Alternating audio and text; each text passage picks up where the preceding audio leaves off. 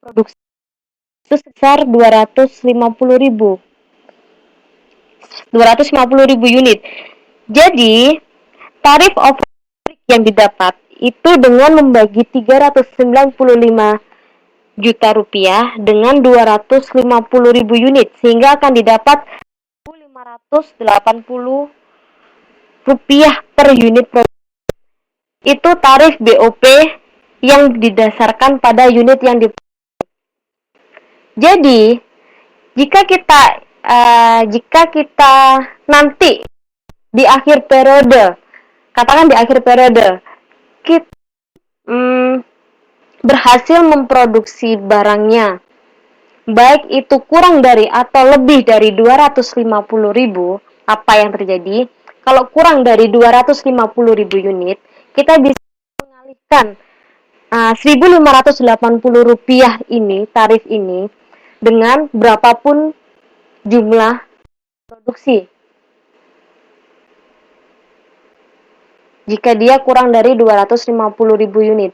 Sedangkan jika yang lebih dari 250.000 unit, akan menyesuaikan kembali kelebihannya. Katakan 270.000 unit. Jadi, yang 20.000 unit akan dikenakan tarif yang baru atau disesuaikan berapa yang akan dikenakan untuk tambahannya tersebut. Seperti itu.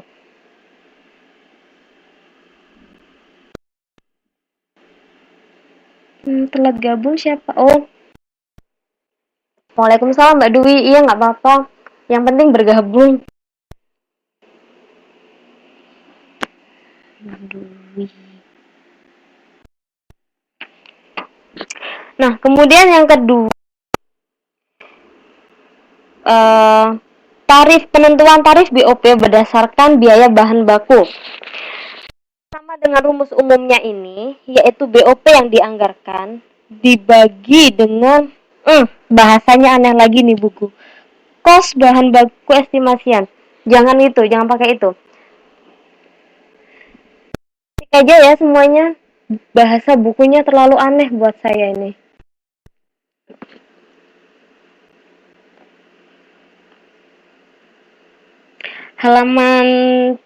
Sekarang halaman 3.25. Saya ketik ya, karena bahasa di buku terlalu aneh.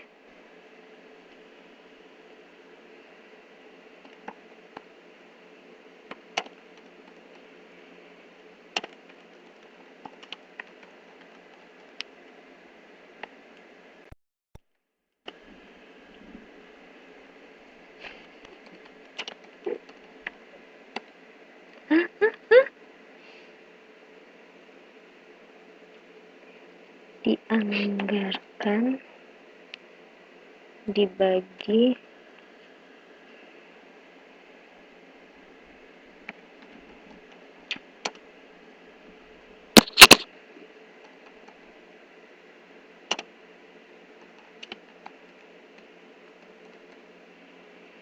Ingat, kalau estimasi itu belum terjadi ya.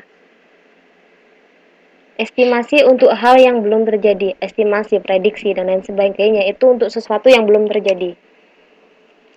Kemudian yang kedua, tarif BOP atas dasar biaya bahan baku.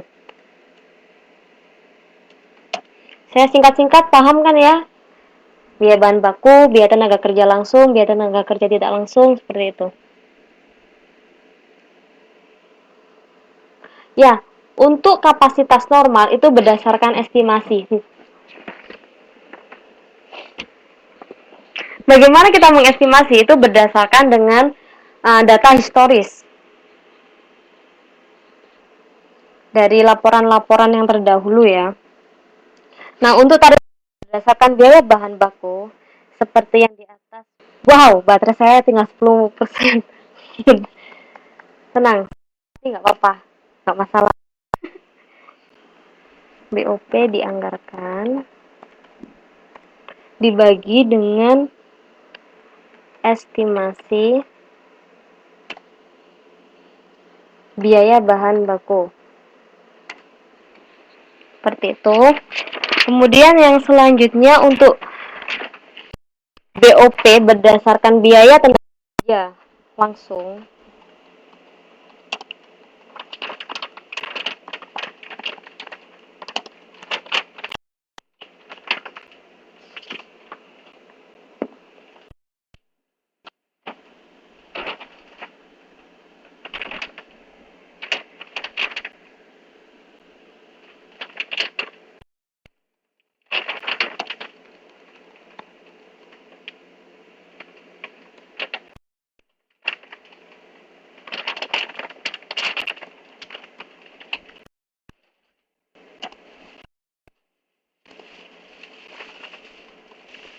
Ini yang dikalikan 100 yang atasnya ya, bukan yang bawahnya. Yang dikalikan 100 BOP yang dianggarkan, bukan estimasi biayanya. Nah, kenapa dikalikan 100? Jika kita melihat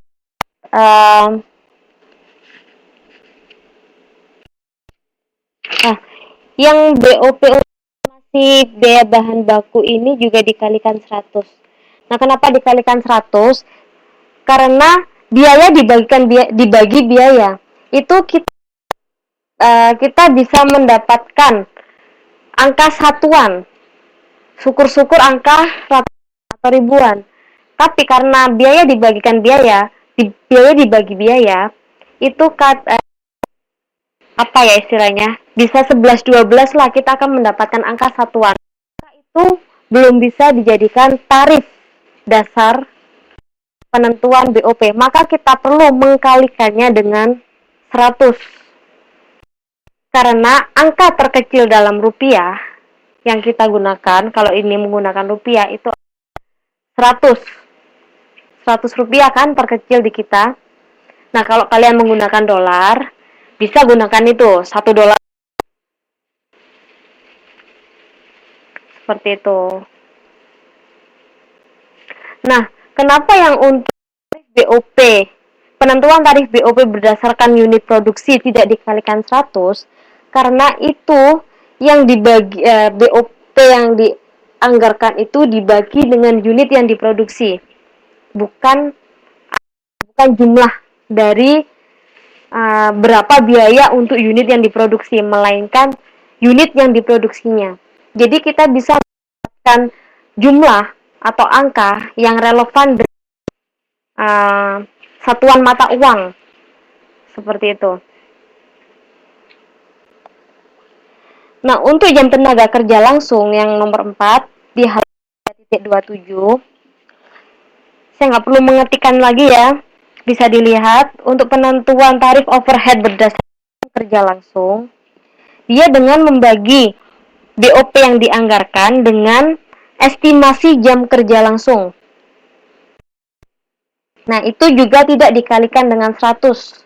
Karena biaya dibagikan dengan unit, itu akan mendapatkan satuan jumlah yang cocok untuk satuan uang atau tarif, untuk tarif.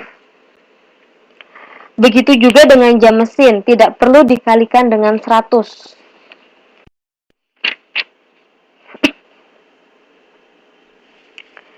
Nah, untuk lebih jelasnya tentang penjurnalan, bisa dilihat di halaman 3.29.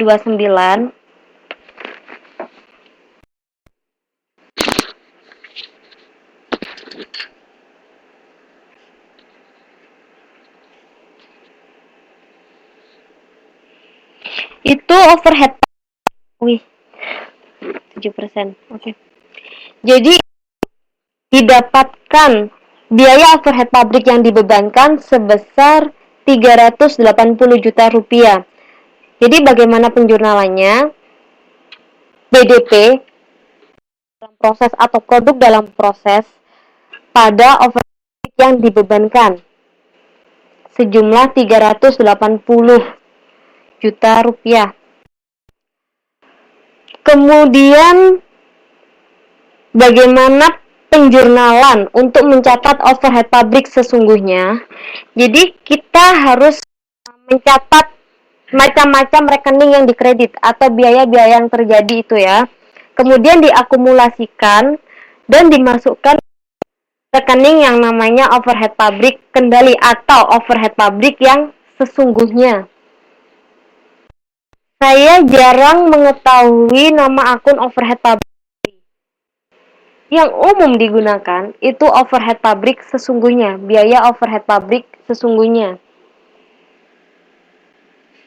Jadi kalau di Tuton dia menggunakan apa? Overhead pabrik overhead pabrik sesungguhnya. Karena dari dulu saya mempelajari tentang akuntansi biaya, namanya overhead pabrik kendali. Saya menggunakan overhead pabrik sesungguhnya. Wow, bukunya aneh. Terus saya tulis ulang saja ya bukunya. Prestasi.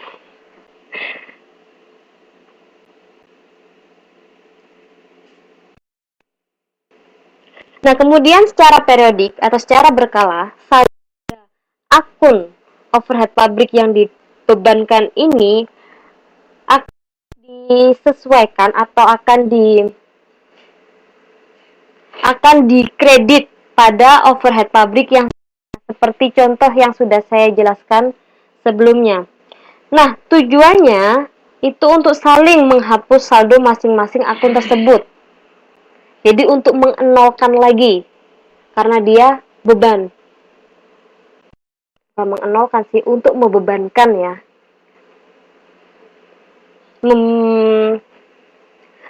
Untuk mendistribusikannya pada HPP. Sesungguhnya itu tujuannya. Ini disebut untuk saling menghapus saldo masing-masing akun.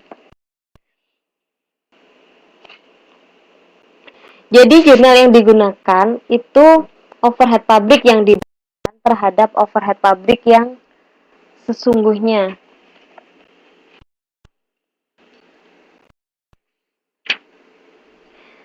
Nah,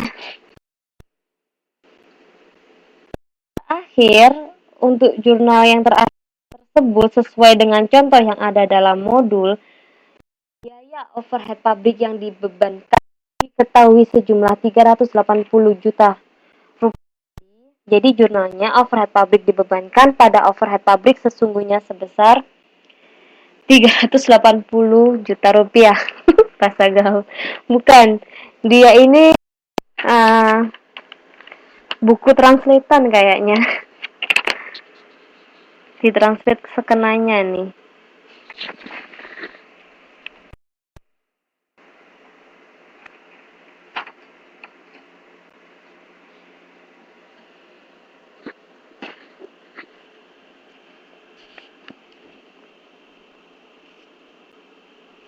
Nah,